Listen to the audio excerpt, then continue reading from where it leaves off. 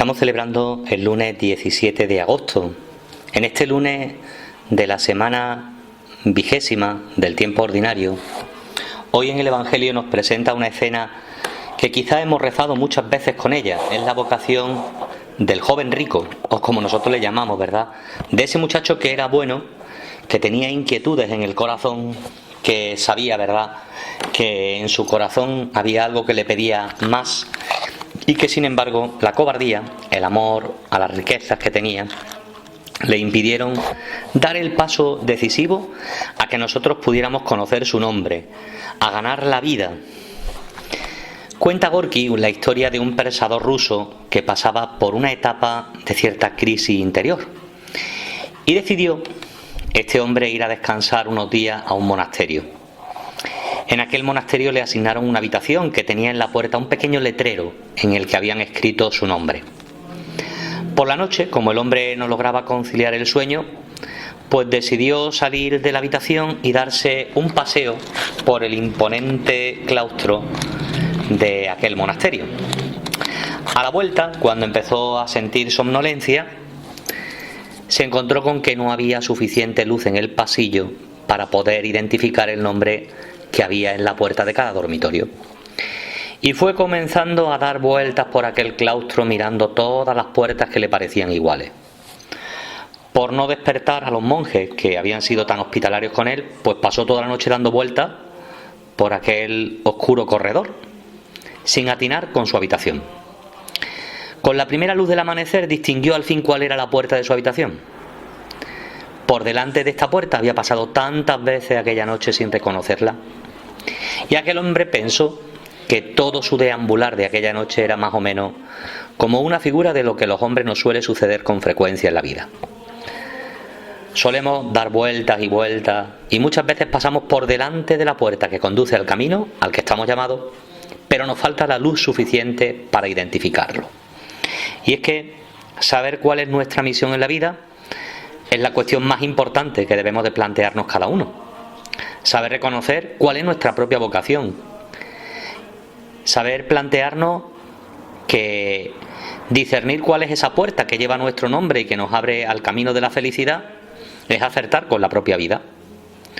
Y es que la vocación es el encuentro con la verdad sobre uno mismo. Un encuentro que proporciona una inspiración básica en la vida, de la que nace el compromiso, de la que nace el cometido principal que cada persona tiene, y que es quien el creyente percibe sobre todo como los planes de Dios para mi vida. La vocación incluye, por tanto, todo aquello que una persona se ve llamada a hacer, lo que le da sentido a su existencia desde la vida de la fe. Quizá la mayor desgracia que puede sufrir una persona sea la de deambular y dar vueltas y vueltas sin tener luz para conocer cuál es la voluntad de Dios sobre su vida. Y es que la vocación es como el reto que el Señor nos plantea más osado, porque es lo que nos hará más felices ante cualquier otro tipo de opción. Por eso la ayuda que pueda darse a una persona para encontrar la voluntad de Dios en su vida sea el mejor servicio que una persona le puede prestar a otra. Porque no se trata de una cuestión accesoria o puntual, de la que dependa un poco ser más o menos felices en la vida, sino que se trata sobre todo a ganar la existencia o a no.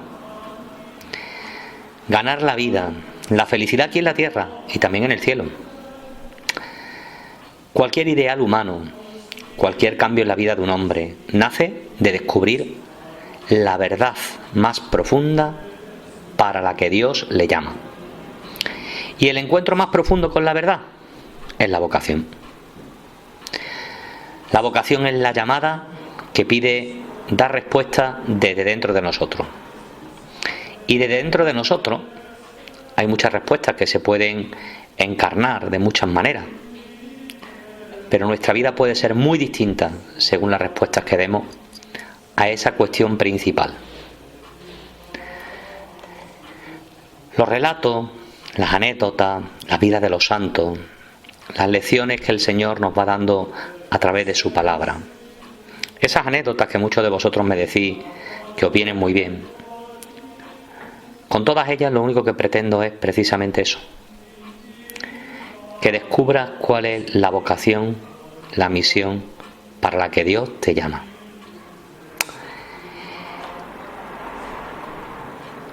Encontrarnos con la voluntad de Dios en nuestra vida. Saber discernir qué es lo que nos falta. Y eso solamente va a surgir desde el encuentro con Jesucristo. Solamente desde ahí. No se hace uno cristiano por una decisión ética. No se hace uno cristiano por una moral al que uno se queda seducido, o por el mero cumplimiento de una serie de preceptos y de normas, detrás de los cuales se puede esconder, ¿verdad?, la soberbia personal de pensar que somos impecables. No. No se suele comenzar a ser cristiano por una decisión ética o una gran idea, sino más bien por el encuentro con Jesucristo. Un encuentro que cambia la vida. Un encuentro que hace que tu vida cobre un tinte diferente. Por eso hoy, Señor, mi oración es esa. Hoy aquí en tu presencia vengo a pedirte, Señor, la gracia y la luz que necesito para acertar no solamente con la vocación de mi vida, sino en cómo he de vivir esa vocación de mi vida. Te pido, Señor, un oído despierto, atento, que sepa escuchar cuál es tu voluntad en mí, cuál es el camino que me conduce a la felicidad. Y es que hoy en el Evangelio de Mateo Jesús nos presenta pues esa escena. Dice que en aquel tiempo se acercó a Jesús uno y le preguntó. Nosotros solemos identificarlo con un joven, porque suelen ser la juventud, ¿verdad?, el momento donde uno decide, busca, se pregunta más sobre las decisiones que van a afectar, ¿no?, a la madurez, a la época adulta. Pero no sabemos la edad, no sabemos el nombre. Aquel hombre le pregunta a Jesús: Maestro, ¿qué tengo que hacer para ganar la vida eterna? Maestro, ¿qué tengo que hacer? Porque yo sé que en mi corazón hay algo que me pide que no me conforme únicamente con la esperanza de ganar la vida humana, sino también la vida eterna. La experiencia quizás de la muerte, de la fragilidad, de la limitación de la vida humana, me ha hecho caer en la cuenta de que el cielo no se improvisa, sino que se comienza a vivir ya aquí. ¿Pero qué tengo que hacer? Jesús entonces le contesta: ¿por qué me dice bueno? Uno solo es bueno, Dios. Y es verdad. Solamente Dios es bueno.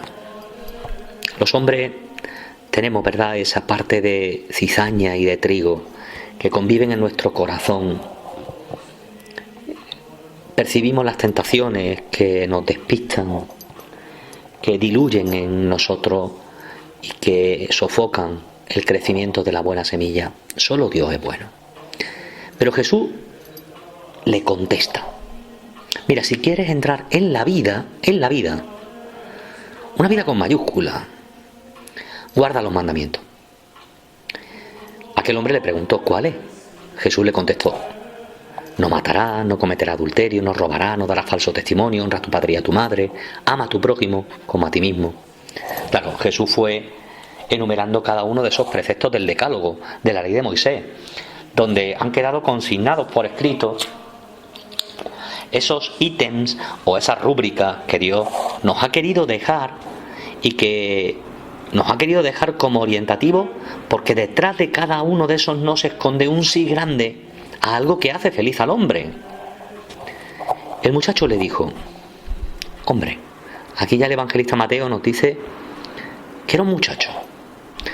Todo eso lo he cumplido desde pequeño. ¿Qué me falta?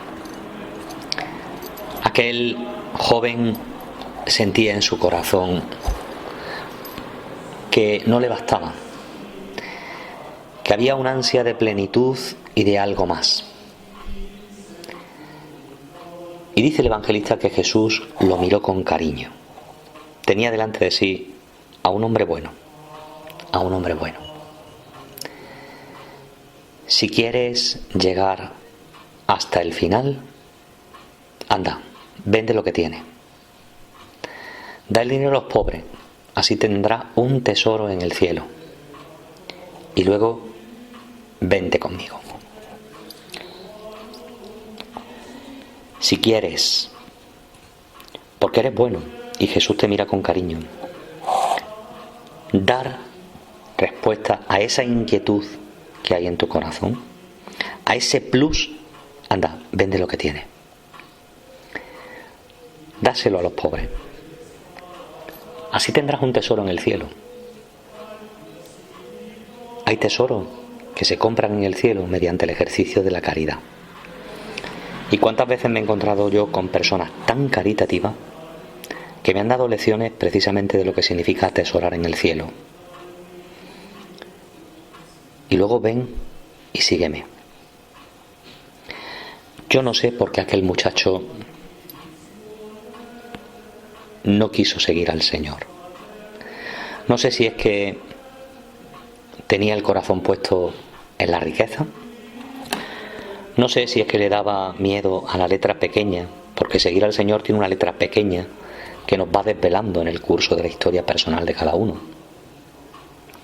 El caso es que aquel joven, y ahora sí nos dice Mateo que era un joven, se fue triste, se fue triste. Y es que podemos ser impecables en el ejercicio de la norma, en el cumplimiento de cada uno de esos preceptos a los que aferramos nuestra vida. Y detrás de ellos quizás se esconde una soberbia personal que nos lleva a buscar nuestra propia imagen. El caso es que aquel joven se fue triste. El que venía inquieto se encuentra con la respuesta, pero no está dispuesto. Y es lo que nos puede pasar a ti y a mí. Que sepamos qué es lo que tenemos que hacer, que hayamos descubierto cuál es esa puerta delante de la cual deambulamos y damos vueltas y no nos atrevamos a abrirla. Porque comporta, por renunciar, claro. Toda opción implica una renuncia. Pero implica una renuncia por algo que es mucho más importante. El caso es que aquel joven se fue triste. Y nosotros, pues quizás nos hemos perdido saber más de su vida o reconocer su nombre. Quizás estábamos ante el apóstol número 13. El hecho es de que Dios, Jesucristo, lo invita a cruzar el umbral de esa puerta que lleva su nombre y por la que aquel muchacho pues se afanaba en descubrir, deambulando alrededor de ella, y no se atrevió a cruzarla. Dar dinero o dar la vida para tener un tesoro en el cielo y seguir a Jesús. Vente conmigo. Conmigo y como yo, nos dirá San Ignacio. Conmigo, acompañado de mí. Si no te voy a dejar solo en este camino que para ti te resulta tan imposible. Si es conmigo, con quien tienes que vivir la vida. Y como yo, a mi estilo. Sin permitir empodiar, poner en el trono de tu corazón ningún idolillo de esos que como oropel te prometen pues felicidades y en el fondo no son sino eso, baratijas. Estamos dispuestos, tú y yo, a ponernos hoy delante de Jesús y a preguntarle: ¿qué me falta, Señor? ¿Cuál es el sentido de mi propia vocación? ¿Para qué me quiere? Heme aquí, Señor, y fortalece mi voluntad para que sea capaz de cruzar el umbral de esa puerta que lleva mi nombre y que me abre a la felicidad, que es mi propia vocación. Para que sea capaz de renunciar a todos esos tesoros que tienen mi corazón aprisionado y que pueden ser mi fama, mi honra, mi prestigio. Y sobre todo para que me juegue el juego de mi vida según los criterios de tu baraja. Contigo y como tú, a tu manera. Que así sea.